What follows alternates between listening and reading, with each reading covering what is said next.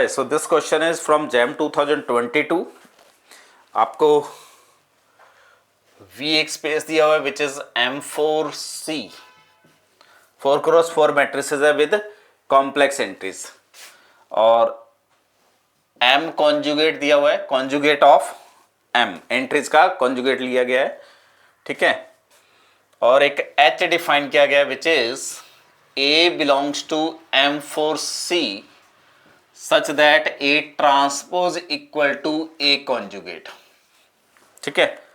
तो आप बेसिकली इस H को लिख सकते हैं A belongs to M4C such that A theta conjugate transpose equal to A। तो इस सेट में जो मैट्रिसेस हैं वो कौन सी मैट्रिसेस है? हार्मिशन मैट्रिसेस है। और आपसे पूछा गया है dimension of H over R। यहां इंपॉर्टेंट चीज है एंट्री C से है, डायमेंशन ओवर R पूछा गया है। यहां स्टूडेंट मैक्सिमम टाइम गलती करता है, ठीक है।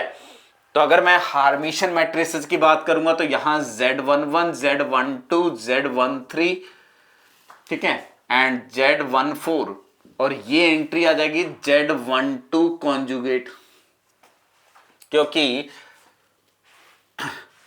Zij equal to ZJI conjugate होगा। तो यहां बोथ साइड कॉन्जुगेट लूंगा तो ये लिख सकता हूं मैं, ठीक है। तो ये जो डायगोनल के बिलो एंट्रीज हैं वो तो आपको डेफिनेटली फाइंड करनी नहीं है।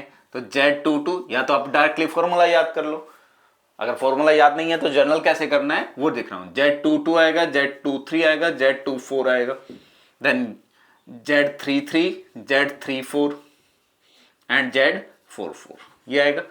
अब मेरे को कंडीशन लगानी है Zij equal to ZJI conjugate. तो अगर I इक्वल टू J हो गया तो ये क्या आएगा? Z of I equal to Z of I conjugate. Z जो है वो I कॉम्प्लेक्स नंबर है, तो ये होगा alpha of I plus iota time beta of I equal to alpha of I minus iota time beta of I, ठीक है। Alpha I cancel out, ये आपके पास यहां से बीटा ऑफ I वो क्या हो जाएगा? 0। तो हार्मिशन मैट्रिक्स में जो डायगोनल एंट्रीज होती हैं वो रियल एंट्री होती है। तो ये वाली जो एंट्री आएगी वो कुछ अल्फा 11 आएगी, ये अल्फा 22 होगी, ये अल्फा 33 होगी, और ये अल्फा 44 होगी। और ये जो एंट्री आएगी वो alpha 12 plus iota beta 12 type की होगी। आपको हर एंट्री को कौन से फील्ड पे जनरेट करना है? H ओवर R पे।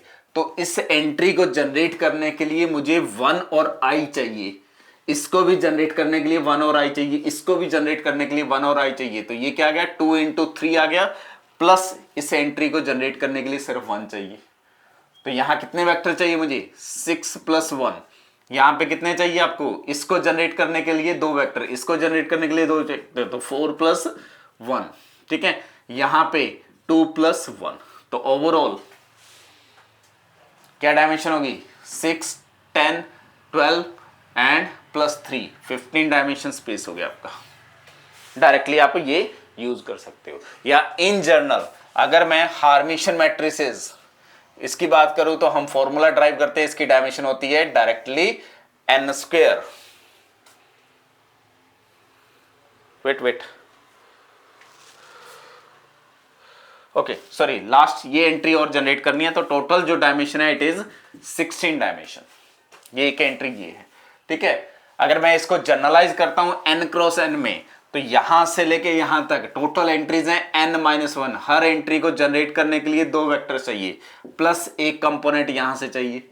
यहां पे जो एंट्री आएंगी वो क्या आएंगी? n-2 entry. हर एंट्री को जनरेट करने के लिए 2 वेक्टर प्लस एक एंट्री डायगोनल आ गई, एंड सो ऑन, और लास्ट को 1।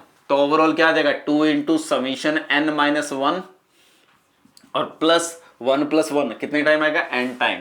तो ये आ जाएगा n into n-1 plus n which is n square. तो इस स्पेस की जो डायमेंशन है that should be n square dimension, और यहां n क्या दिया हुआ है? 4, तो आंसर आएगा 16। क्लियर है? तो आपका B option should be correct, remaining all are false option.